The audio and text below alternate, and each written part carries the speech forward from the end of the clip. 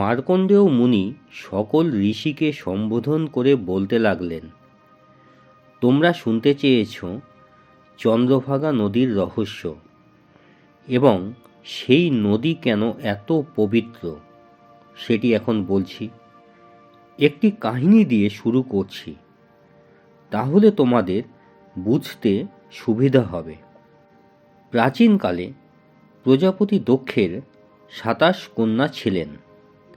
তারা সকলেই রূপে গুণে অতুলনীয়া। উপযুক্ত সময় এলে দক্ষ নিয়ম মাফিক সেই 27 কন্যাকেই চন্দ্রদেবের সঙ্গে বিবাহ দেন। বিবাহ অনুষ্ঠান যথাবিধি সম্পন্ন হওয়ার পর চন্দ্রদেব তার পত্নীদের নিয়ে নিজ গৃহে প্রত্যাবর্তন করেন। এই 27 পত্নীর মধ্যে রোহিণী ছিলেন সর্বাধিক সুন্দরী ও চন্দ্রের সর্বক্ষণের হৃদয়চারিণী। চন্দ্রদেব দিন রাত রোহিণীর সান্নিধ্যেই কাটাতে লাগলেন। প্রেম, স্নেহ ও দাম্পত্য সুখে তাদের সময় অতিবাহিত হতে লাগল। কিন্তু অন্য পত্নীরা ক্রমশ বঞ্চিত হতে লাগলেন। স্বামীর সঙ্গে তাদের দেখা হয় না, কথাবার্তা হয় না, সহবাস তো দূরের কথা, চন্দ্রদেব তাদের দিকে তাকাতেও অনিচ্ছুক। স্বামী ঘরে থাকা সত্ত্বেও তারা বিচ্ছেদের যন্ত্রণা ভোগ করতে লাগলেন। সকলেই বুঝলেন এটি তাদের ভাগ্যের দুর্ভাগ্য। তাদের মনে নানা প্রশ্ন জাগল। কিভাবে আমরা স্বামীর স্নেহ পাব? কিভাবে আমাদের দাম্পত্য জীবন পূর্ণতা পাবে? এইভাবে এই অবহেলা থেকে মুক্তি মিলবে। এই চিন্তায় সকল পত্নী একত্রে পরামর্শ করলেন। একদিন তারা দলবদ্ধভাবে চন্দ্রদেব ও রোহিণীর নিকট উপস্থিত হয়ে তীব্র ক্ষোভ ও অভিমানে রোহিণীকে তিরস্কার করলেন। ঈর্ষা ও দুঃখে তারা রোহিণীর প্রতি কঠোর বাক্য প্রয়োগ করলেন এবং বললেন, তুমি একা স্বামীর সমস্ত স্নেহ ভোগ করছ, আমাদের দুঃখের কারণ তুমি। এই বাক্যবাণে রোহিণী অত্যন্ত ভীত ও ব্যথিত হয়ে চন্দ্রদেবের শরণ নিলেন। চন্দ্রদেব তখন অন্য পত্নীদের উদ্দেশ্যে ধর্ম ও শাস্ত্রের দৃষ্টান্ত টেনে কঠোর ভাষায় কথা বললেন। তিনি বললেন, যে নারী স্বামীর প্রতি ক্রোধ ও কটুতা প্রকাশ করে সে অধর্মের পথে যায়। তাঁর এই বাক্যে পত্নীরা আরও অপমানিত হলেন। রাগে দুঃখে তারা পিতৃগৃহে প্রজাপতি দক্ষের কাছে ফিরে গেলেন এবং সমস্ত ঘটনা খুলে বললেন। তারা বললেন, বিবাহের পরেও তারা স্বামীর ভালোবাসা পাননি। দক্ষমুনি ক্রুদ্ধ হয়ে চন্দ্রদেবের কাছে গেলেন এবং তাকে বোঝালেন, একজন স্বামী বহু পত্নী গ্রহণ করলে সকলের প্রতি সমান আচরণ করা তার ধর্ম। একজনকে ভালোবেসে অন্যদের অবহেলা করা মহাপাপ। এটি সংসার ও সমাজ উভয়ের জন্য অমঙ্গলজনক। চন্দ্রদেব বিনীতভাবে ক্ষমা প্রার্থনা করলেও দক্ষ ফিরে যাওয়ার পর আবার পূর্বের মতো রোহিণীতেই আসক্ত হয়ে পড়লেন এবং অন্য পত্নীদের অবহেলা করতে লাগলেন। শেষ পর্যন্ত সকল পত্নী পুনরায় দক্ষের শরণাপন্ন হলেন। এবার দক্ষের ক্রোধ সীমা ছাড়াল। তিনি চন্দ্রদেবকে অভিশাপ দিলেন। তার দেহ থেকে এক ভয়ঙ্কর রূপের যক্ষা রোগ প্রকাশ পেল এবং তিনি আদেশ দিলেন, এই রোগ চন্দ্রের দেহে গিয়ে বাস করবে।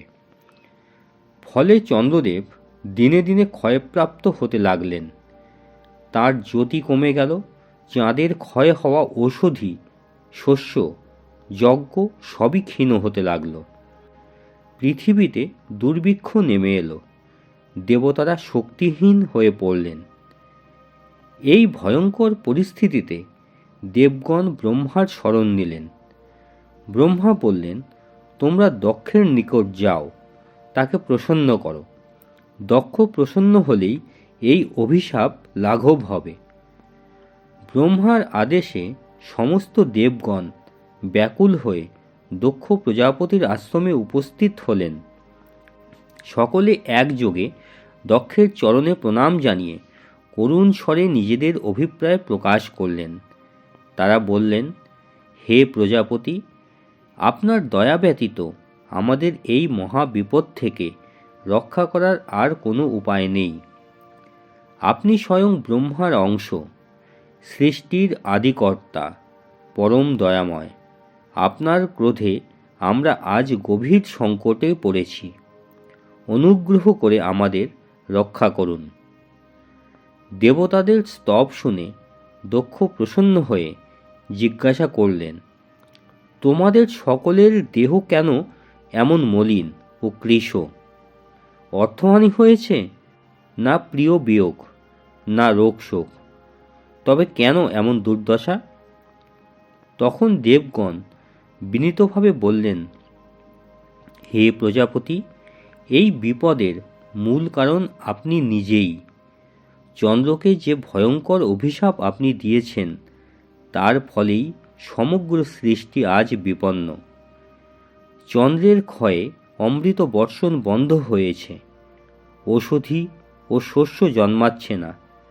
শস্য না হলে যজ্ঞ হয় না, যজ্ঞ না হলে দেবগণ আহার পান না। ফলে দেবলোক ও মর্তলোক উভয়ই আজ দুর্বল ও শীর্ণ। তারা আরও বললেন, একজনের অপরাধে কেন সমগ্র জগৎ দণ্ডিত হবে? চন্দ্রের দোষ থাকলেও জগৎ কেন তার যন্ত্রণা ভোগ করবে? অতএব প্রসন্ন হয়ে এই অভিশাপের প্রতিকার করুন। দেবতাদের আদেশ শুনে দক্ষ বললেন, আমার দেওয়া শাপ অকার্যকর হতে পারে না, তবে তোমাদের অনুরোধও অগ্রাহ্য করা যায় না। অতএব এমন এক ব্যবস্থা করা হবে যাতে উভয় পক্ষের রক্ষা হয়। দক্ষ তখন ঘোষণা করলেন, চন্দ্র আজ সম্পূর্ণ ক্ষয়প্রাপ্ত হবে না, আবার চিরকাল পূর্ণও থাকবে না। মাসে 30 দিনের 2 পক্ষ হবে, শুক্ল ও কৃষ্ণ। কৃষ্ণপক্ষে চন্দ্রের কলা ক্ষয় হবে, শুক্লপক্ষে বৃদ্ধি পাবে। 15 দিনে পূর্ণিমা হবে, আবার অমাবস্যায় চন্দ্র অদৃশ্য হবে। এইভাবেই চন্দ্রের শাপ আংশিক কার্যকর থাকবে এবং সৃষ্টিও রক্ষা পাবে। এই সিদ্ধান্তে দেবগণ সন্তুষ্ট হলেন। তারা চন্দ্রকে সঙ্গে নিয়ে ব্রহ্মার কাছে গেলেন। ব্রহ্মা তখন চন্দ্রকে চন্দ্রভাগা নদীতে স্নান করালেন। পবিত্র জলের স্পর্শে চন্দ্র রাজযক্ষা রোগ থেকে মুক্ত হলেন এবং তার দিব্য তেজ পুনরায় প্রকাশ পেল। এই স্নানের ফলে নদীর নাম হয় চন্দ্রভাগা। আজও সেই নদী পরম পবিত্র তীর্থ হিসেবে পূজিত। চন্দ্রের উদয় পৃথিবী আবার আনন্দে ভরে উঠল। অমৃত ধারায় ঔষধির জন্ম হল, যজ্ঞ পুনরায় শুরু হল, মেঘের বর্ষণে শস্য উৎপন্ন হল, জীবকুল আহার পেয়ে সজীব হল, দেবগণ যজ্ঞ ভাগ পেয়ে তৃপ্ত হলেন, পিতৃগণ হব্য কব্য গ্রহণ করে প্রসন্ন হলেন। তারপর মার্কণ্ডেয় মুনি বললেন, এই পবিত্র পুরাণ কথা যে ব্যক্তি শ্রদ্ধাভরে শ্রবণ বা পাঠ করে, তার জীবনে পাপ ও রোগের প্রভাব পড়ে না। রাজযক্ষা বা অশুভ দুর্দশা তাকে স্পর্শ করতে পারে না।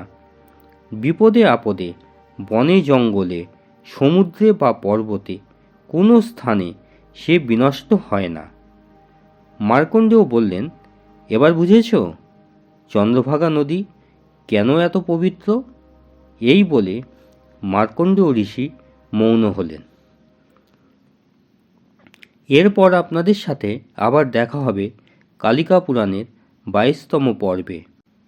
আরেকটি নতুন রহস্যময় পর্ব নিয়ে। ততক্ষণের জন্য মা কালীর নাম নিয়ে আপনাদের সকলের শুভ কামনা করে আজকের মতো বিরাম নিচ্ছি। নমস্কার।